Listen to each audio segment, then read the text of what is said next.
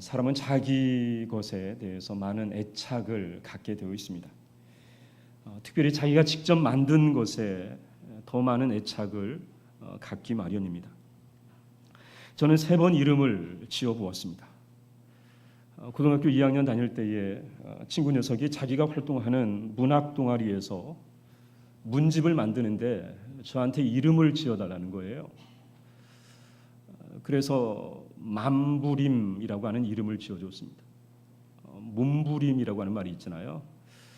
너희들은 시나 너희들은 소설을 읽으면서 만부림을 쳐야 돼. 그래서 만부림이라고 하는 이름을 지어줬습니다. 결혼을 하고 첫째 아이를 낳고 부모님께 이름을 어떻게 할까를 여쭈었습니다. 부모님들께서는 너희들이 낳았으니까 너희들이 지어라 해서 돌림자를 쓰지 않고 주님의 기쁨, 주님의 은혜란 뜻으로 주인주자를 써서 아이들의 이름을 지었습니다. 3번째는 한 권사님이 칼국수집을 내면서 이름을 지어달라는 부탁을 해오셨습니다. 굉장히 막막했습니다. 그리고 탐탁지도 않았습니다. 이름을 지어준들 내가 지어준 이름으로 간판을 걸 것 같지도 않았습니다. 당시 생명의 삶의 본문이 스가랴의 말씀이었습니다. 스가랴 말씀에 많이 나오는 단어가 그날에라고 하는 단어였습니다. 그래서 그날에라는 가게 이름을 지어주었습니다.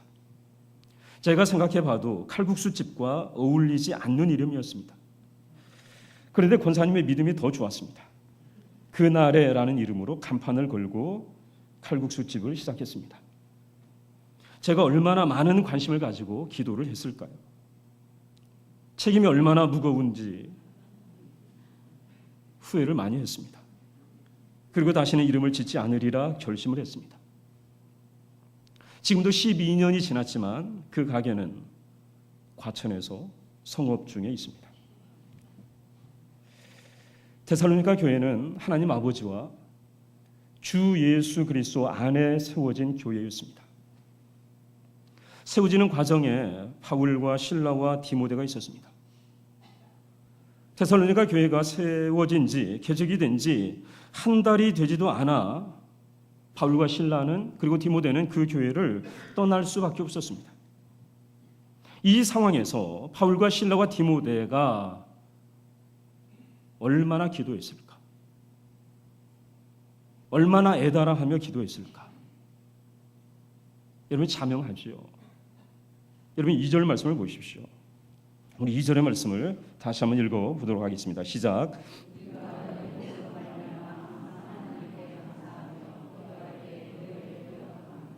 여러분 보십시오. 데살로니가 교회를 위해서 끊임없이 기도했다고 말씀하고 있습니다. 그런데 주목해야 할 부분이 있습니다. 그것은 바로 항상이라고 하는 말이죠. 그리고 기도하는데 어떤 기도입니까? 감사하며 기도했습니다. 염려와 걱정의 기도가 아니었습니다. 핍박과 박해 가운데 있었던 데살로니가 교회가 걱정이 되어서 끊임없이 기도한 것이 아니라 감사하며 기도했다라는 것입니다. 여러분 우리의 기도가 이런 기도라면 얼마나 좋을까요? 누군가를 생각할 때마다 감사하는 것 쉽지 않습니다. 더군다나 끊임없이 기도하고 기도하면서 감사하는 것 쉽지 않습니다. 왜냐하면 우리의 기도는 염려와 걱정으로부터 시작되는 기도이기 때문입니다. 우리는 아마 그렇게 기도했을 거예요. 하나님 아버지, 데살로니가 교회가 박해 가운데 있습니다. 지켜주십시오. 개척이 된 지 한 달도 되지 않았습니다. 무너지고 쓰러지는 것이 아니라 든든하게 세워질 수 있도록 해 주십시오. 하나님께서 방패가 되어 주십시오. 그리고 핍박을 능히 감당할 수 있는 믿음을 주십시오라고 기도했을 것입니다. 물론 사도 바울도 실라도 디모데도 이런 기도를 했을 것입니다. 그런데 오늘 본문의 말씀 2절의 말씀은 그런 기도가 아니라는 거죠. 바울과 실라와 디모데가 감사했습니다. 더군다나 항상 기도했다는 거지요. 기도할 때마다 데살로니가 교회와 성도들을 위해서 기도했습니다. 한두 번 기도하고 끝난 것이 아니라 쉬지 않고 기도했습니다. 여러분, 우리의 기도는 어떻습니까? 여러분의 기도는 어떻습니까? 우리 신앙인들이 하는 거짓말 가운데 하나가 있습니다. 그것은 바로 기도하겠습니다. 거짓말이죠. 권사님 기도하겠습니다. 거짓말이에요. 목사님 기도하겠습니다. 거짓말입니다. 물론 기도합니다. 하지만 한두 번 기도하죠. 그리고 그걸로 그냥 끝내는 거죠. 여러분, 왜 그렇습니까? 우리가 의도하지는 않지만 기도한다라고 말해놓고 기도하지 않습니다. 이유가 뭘까? 기도할 때 기억이 나지 않기 때문입니다. 그래서 한두 번 끝나는 거예요. 여러분, 그래서 우리가 한두 번으로 끝나는 기도가 아니라 끊임없이 항상 기도하기 위해서는 어떻게 해야 될까? 그것은 바로 특별한 관계로 맺어져야 한다는 것입니다. 바울과 데살로니가 교회가 그랬던 것처럼 특별한 관계가 돼야 돼요. 그래야 기도할 때마다 계속해서 기도할 수가 있습니다. 여러분, 특별한 관계란 어떤 것일까요? 내 교회가 되는 거예요. 내 사람이 되는 거예요. 내 교회가 되고 내 사람이 되면 기억하게 되어 있습니다. 손님이 아니라 식구가 되면 누가 말하지 않아도 기억하게 되어 있습니다. 여러분, 자녀들의 기도를 한번 생각해 보십시오. 자녀들의 기도는 굉장히 자연스럽습니다. 왜 자연스럽습니까? 왜 항상 자녀들을 위한 기도는 빠지지 않고 우리가 기도할 수 있을까요? 자녀들이기 때문입니다. 누가 말하지 않아도, 누가 챙기지 않아도 자연스럽게 빠지지 않고 기도할 수가 있습니다. 여러분, 바울의 기도를 보십시오. 실라와 디모데의 여러분 기도를 보십시오. 데살로니가 교회를 위해서 항상 감사함으로 기도했습니다. 그런데 놀라운 것은 여러분, 이유가 있었습니다. 내가 세운 교회, 내가 개척한 교회였기도 하지만 여러분 3절 말씀을 보시면 우리 3절 우리 다 같이 한번 읽어보겠습니다. 시작.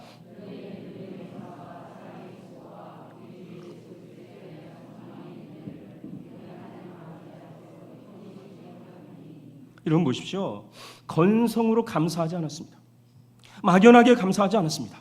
분명한 감사의 이유가 있었습니다. 그것은 바로 데살로니가 교회의 믿음과 사랑과 소망 때문이라는 거죠. 데살로니가 교인들이 가지고 있었던 믿음, 사랑, 소망을 기억하면서 항상 감사함으로 기도했습니다. 여러분, 믿음과 사랑과 소망 너무나 식상한 단어들입니까? 물론 믿음과 사랑과 소망은 모든 교회와 성도들에게 있다고 말할 수 있습니다. 믿음과 사랑과 소망이 없는 교회, 성도들 없습니다. 다 있습니다. 그런데 문제는 믿음과 소망과 사랑이 구체적이지 않다는 거예요. 이 믿음과 사랑과 이 소망이라고 하는 말이 우리 안에서 너무나 익숙한 종교적인 수로에 지나지 않을 때가 너무나 많다라는 것입니다. 여러분, 믿음을 한번 생각을 해보십시오. 믿음이 무엇입니까? 믿음이 막연할 수가 있습니다. 너무나 익숙한 말이니까, 너무나 많이 듣고 너무나 많이 하는 말이니까 막연한 말일 수가 있어요. 그 내용이 어떠한지 생략될 수가 있고요. 확인이 되지 않고 우리가 사용할 수 있습니다. 그래서 알맹이가 없는 형식적이고 그럴싸한 말에 불과할 수 있습니다. 여러분, 사랑을 생각해 보십시오. 사랑은 이성적이기보다는 감정과 감성적으로 흘러가기가 쉽습니다. 소망은 어떻습니까? 소망은 그저 막연히 바라는 것이지 꼭 이루어질 것으로 확신하지 않을 수도 있습니다. 그러나 바울은 이 데살로니가 교회가 가지고 있었던 이 믿음과 사랑과 소망 결코 막연하지 않았다라는 것을 증거하고 있습니다. 대단히 구체적입니다. 분명한 내용과 지향을 가지고 있습니다. 먼저 믿음의 역사입니다. 여러분, 믿음의 역사, 이게 무슨 말일까? 믿음이 역사라는 거죠. 그런데 여기에서 역사는 히스토리가 아닙니다. 워크라고 하는 말이죠. 일이란 말입니다. 믿음으로 산다고 하는 것은, 그리고 믿음이 있다고 하는 것은 일하는 것이다라는 거예요.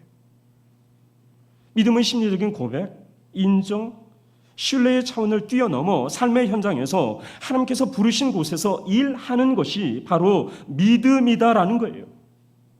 그리고 그 믿음의 역사는 교회 안에서의 일만을 뜻하지 않고 전임 사역자가 되는 것만을 뜻하지 않고 모든 삶의 현장에서, 일터에서, 직장에서 믿음으로 하는 모든 일들을 뜻하는 말이 바로 믿음의 역사라는 것입니다. 구원을 얻기 위해서 하는 일이 아니라 이미 구원받은 자로서의 당연한 일, 바로 그것이 하나님의 역사. 그리고 그 일들이 모아질 때에 하나님의 구원의 역사, 하나님의 히스토리가 된다라는 말입니다. 우리는 자본주의 시대를 살고 있습니다. 이 자본주의 시대의 심각한 사회 문제 가운데 하나는 일의 귀천을 따진다는 말입니다. 귀한 일이 있습니다. 천한 일이 있습니다. 그러나 사람들이 그렇게 귀하게 여길 뿐이지, 사람들이 그렇게 천하게 여길 뿐이지 일은 다 똑같다는 것입니다. 죄가 아닌 이상 일은 다 똑같습니다. 그런데 우리 인식 속에는 귀한 일, 천한 일이 나누어져 있습니다. 작업복의 색깔을 가지고 판단을 합니다. 화이트 컬러냐, 블루 컬러냐, 그레이 컬러냐, 내근이냐, 외근이냐, 펜을 잡고 있느냐, 키보드를 두드리고 있느냐, 정규직이냐, 비정규직이냐, 삽자루를 잡고 있는지, 빗자루를 잡고 있는지에 따라서 사람들의 반응이, 그리고 대우가 달라지게 되어 있다라는 거예요. 그 집 아들 뭐한데 할 때에 사람들의 반응이 다르죠. 와 할 때도 있습니다. 또 어떤 경우에는 할 때도 있습니다. 여러분, 이유가 뭘까요? 다 같이 일하는 거잖아요. 내용만 다를 뿐이지 일하는 건 똑같습니다. 그런데 사람들이 달라요. 학교 식당에서 일하는 분들을 향해서 밥하는 동네 아줌마로 부른 한 여성 국회의원의 인식이 어쩌면 대부분의 사람들의 인식일지도 모른다라는 것입니다. 교장실의 교장 선생님도, 교실의 선생님도, 급식실에 밥하는 분들도 다 똑같이 일하는 분들입니다. 누군 귀하고 누군 천하지 않다라는 말씀입니다. 어제 우리 교회 안에 육아를 하는 젊은 엄마들의 모임인 디모데 종강 모임을 했습니다. 그 모임에서 지혜에 대한 말씀을 나누었습니다. 육아를 하는 우리 젊은 엄마들이 아이를 품에 안고 기도를 하죠. 우리 아이가 지혜롭게 되기를 원합니다. 이런 기도를 하죠. 그런데 그렇게 기도할 때에 그 지혜, 하나님 앞에 우리 아이들이 지혜롭게 되기를 원합니다라고 할 때에 그 지혜가 과연 어떤 지혜인가라는 거죠. 여러분, 어떤 지혜라고 생각을 하십니까? 그 지혜는 공부를 잘하는 지혜입니다. 공부를 잘하는 지식입니다. 부인할 수가 없습니다. 머리가 좋아지는 지혜. 저도 그런 기도를 했습니다. 그런데 가만 생각해 보면 성경이 말하는 지혜는 그런 지혜가 아니죠. 공부를 잘하는 지혜가 아니죠. 머리가 좋아지는 지혜가 아니죠. 성경이 말하는 지혜는 하나님을 아는 지혜입니다. 하나님을 아는 지식입니다. 여러분, 세상을 망치는 사람들을 생각해 보십시오. 하나같이 공부를 잘하는 사람들이었습니다.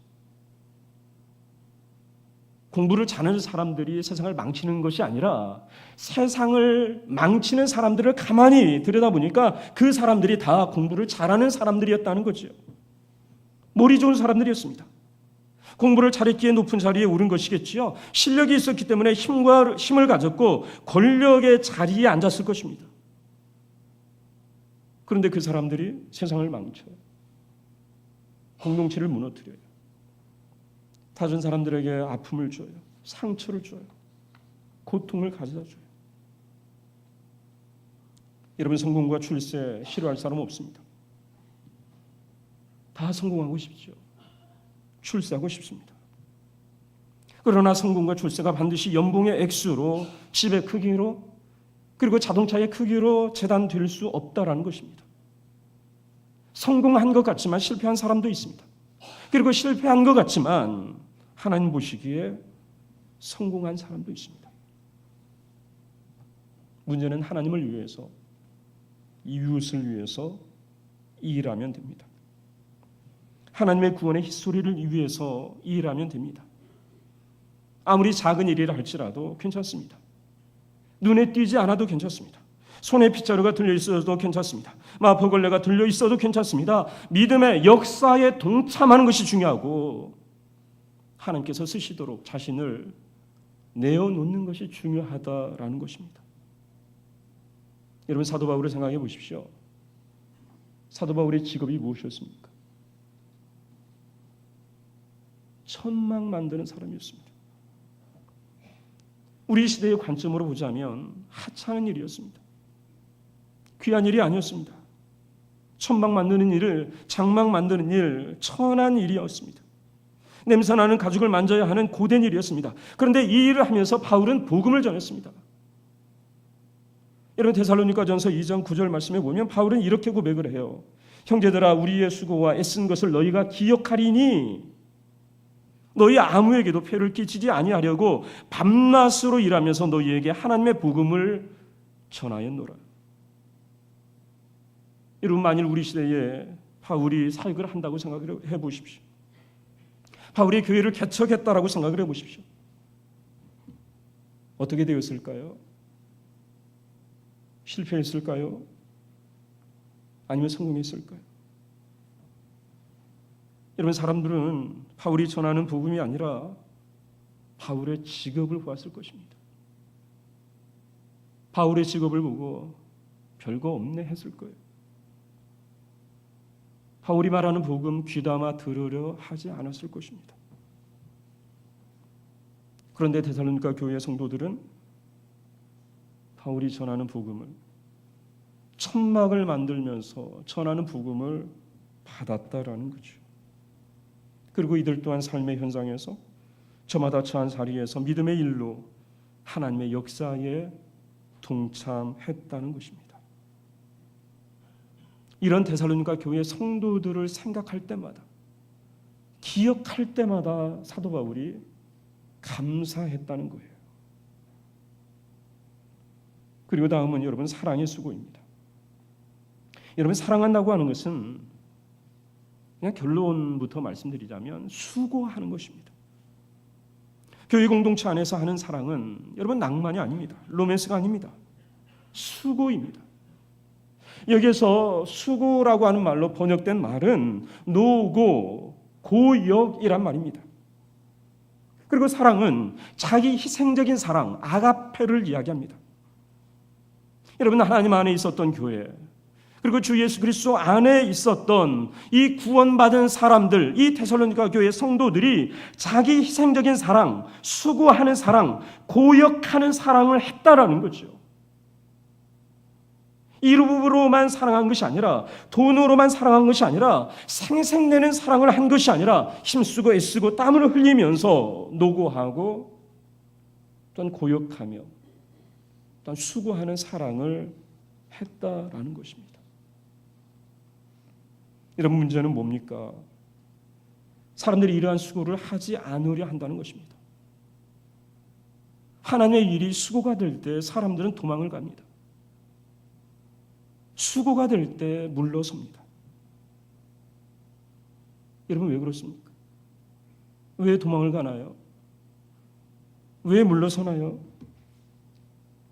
힘이 들고 고단하기 때문입니다. 그리고 내 일이라고 생각하지 않습니다.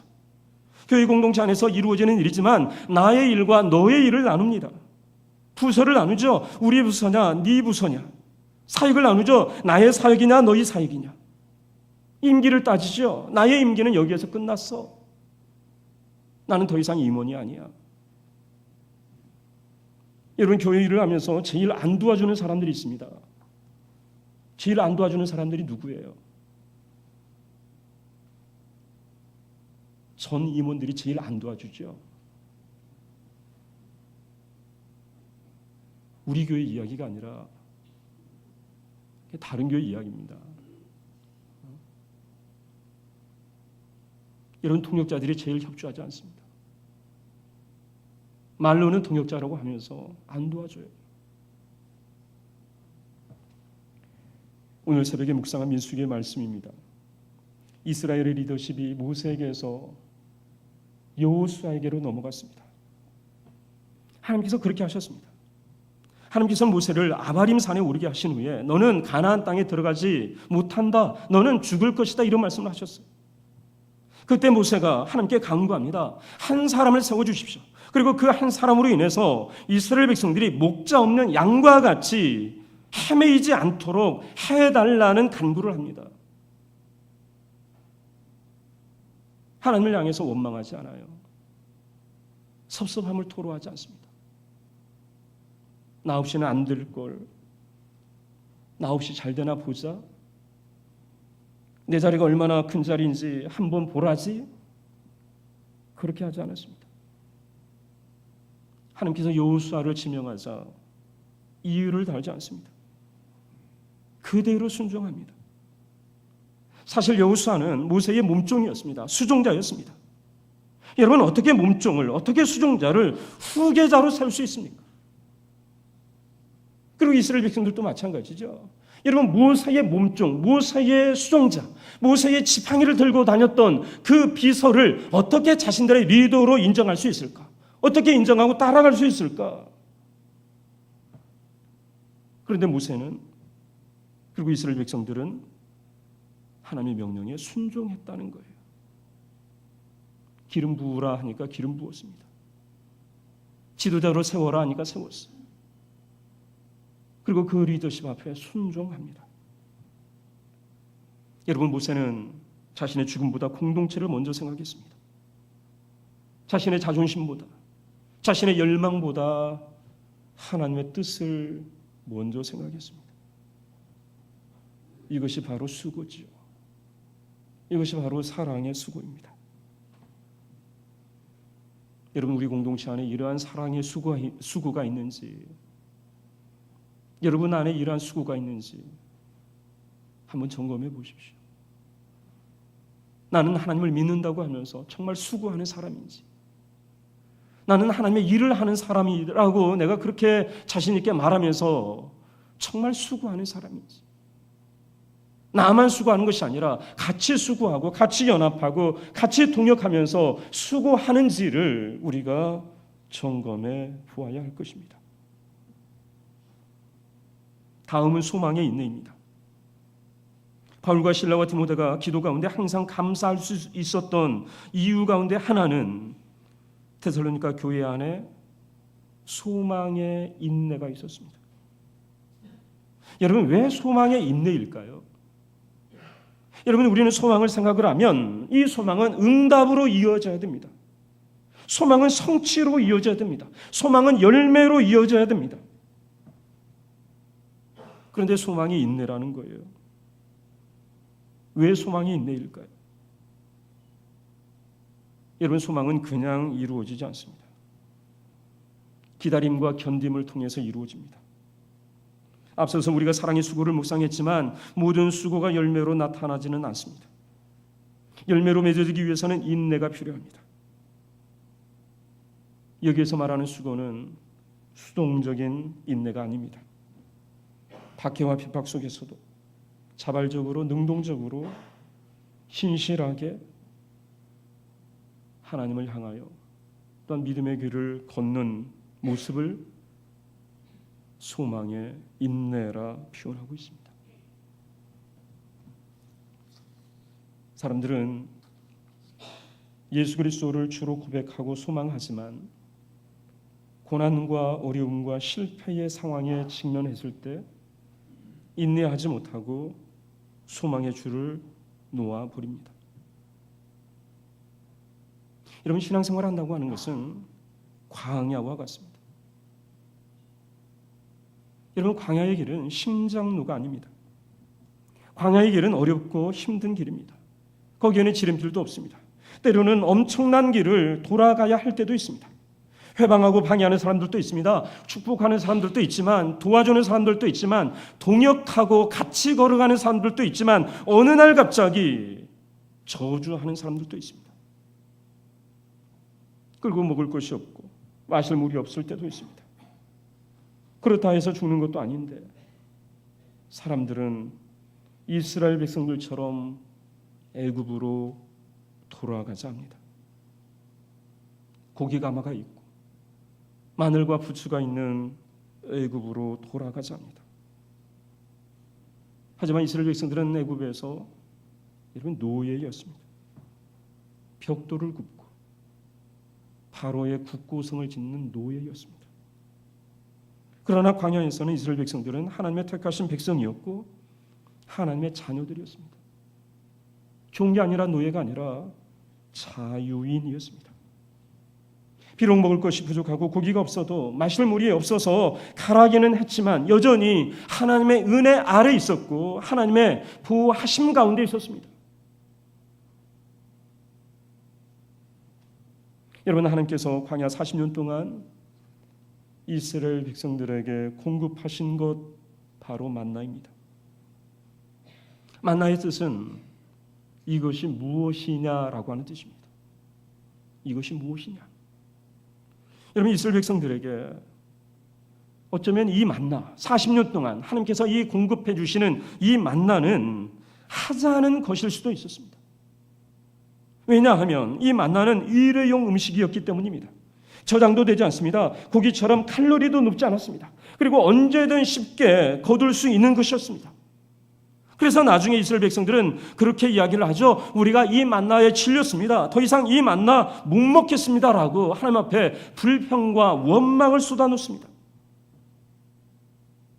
처음에 만나가 이것이 무엇이냐 호기심 어린 음식이었지만 그러나 나중에 만나는 이게 뭐야? 이게 뭐야? 하찮은 음식이 되었습니다.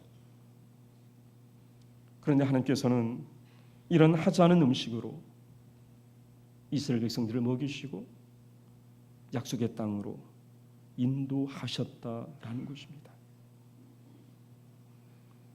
여러분, 우리에게 필요한 것은 무엇일까요? 소망의 인내입니다. 예수 믿는다고 모든 것이 다 달되는 것은 아닙니다. 만나 그 이상의 것이 주어지지 않을 수도 있습니다. 하염없이 광야의 길을 걸을 수도 있습니다. 예수님께서는 십자가의 길을 걸으셨습니다. 이 예수를 그리스도와 주로 고백하면서도 우리는 꽃길을 걸으려 합니다. 황금길을 걸으려 합니다. 우리가 가진 소망의 끝이 무엇입니까? 우리는 소망의 끝을 열매로 착각합니다. 응답으로 착각을 합니다. 성취로 착각을 합니다. 그러나 성경은 우리에게 분명하게 말씀하고 있습니다. 소망의 끝은 인내다. 소망은 인내로 연결이 된다라고 말씀하십니다. 내 의지로 내가 이를 악물고 견뎌내면서 참아내면서 하는 인내가 아니라 예수 그리스도에 대한 소망 가운데 있는 인내다라고 말씀하고 있습니다.